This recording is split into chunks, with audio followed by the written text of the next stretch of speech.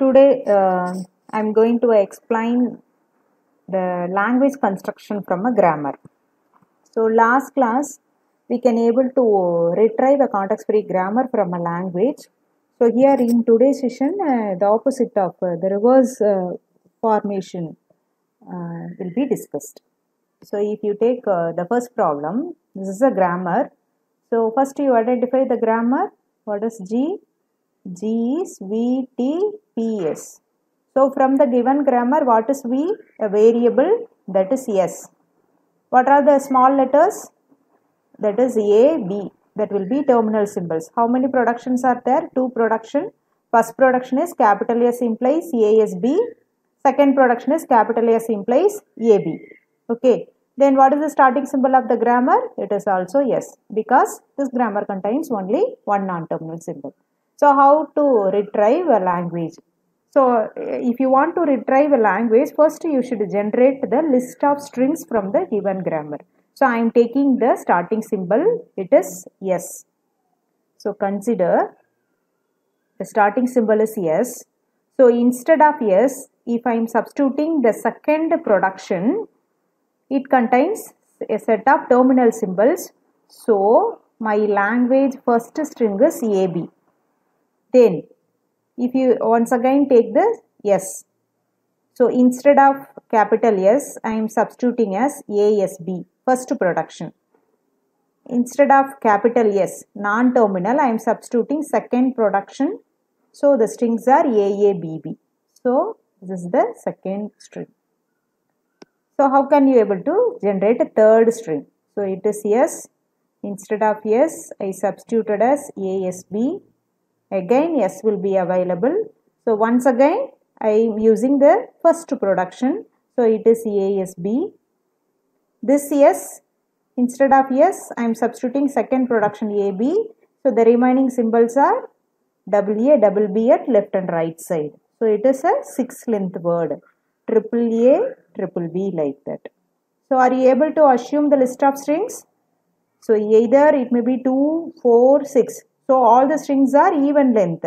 Then you check the number of symbols of A and B, equal numbers of A and B. So how can you able to write a generalized form? So if you write a generalized form, you can write it as L of G. So generalized form is A power n, B power n, because equal number of A's and B's are available and all strings should contain A's followed by B. Then what is your n value? N should be greater than or equal to 1. So this is the language which is generated from the given grammar by using these steps. Okay. Then I am taking the second notation. So here there are two productions are available. One is capital S, another one is capital C. So the list of variables are S and C. The terminal symbols are small a, small b. Then if you take production, S contains one production, C contains two productions. So totally 3 productions are available. And how can you check the starting symbol? Means the first production grammar. So the first production is S implies ACA, in which the left side non-terminal is S. So this is the starting symbol. So for deriving a string, you should only take the starting symbol, which is nothing but capital S. So if you want to derive the first string, instead of capital S, you can substitute only the right side value as ACA. Then C is a non-terminal. Either you can substitute the first production of it, otherwise second production. I am substituting second production value. So the first string is ABA. Okay. Then I want to generate the second string. So I am taking the starting symbol S. S contains only one production. You write it.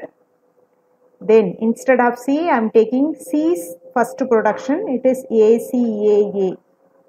Then in mid C, I am substituting B. So the strings are double A, B, double A. Okay. Then I want to generate third string. So S will be substituted as ACA. This C will be once again substituted as ACA. Again, it is substituted as ACA. Then This C will be substituted as B. Then what is the value? Triple A B, triple A. Are you able to guess the generalized form? These strings are odd length. So what is L of G? A power n B A power n. So if you take left side and right side of B, those values are only A and those are all equal. So what is your n value? N greater than or equal to 1. So this is the generalized form of L of G. Okay. Then the third notation, S implies 0 S1. So this is the starting symbol. First you write variable, it's only one variable. Terminal symbols are 0, 1 and epsilon is available.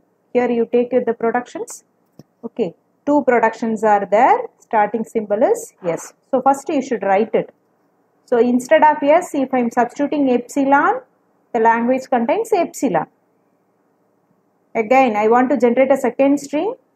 So instead of S, I can able to write the first production. It is 0 S1. Then again, this S can be replaced as epsilon, means the string is 0, 1. Okay. Then I want to generate the third string. So S will be substituted as 0 S1. Again it is substituted as 0 S1. Now it will be substituted as epsilon, means 00, 11. Okay, so what is the generalized form?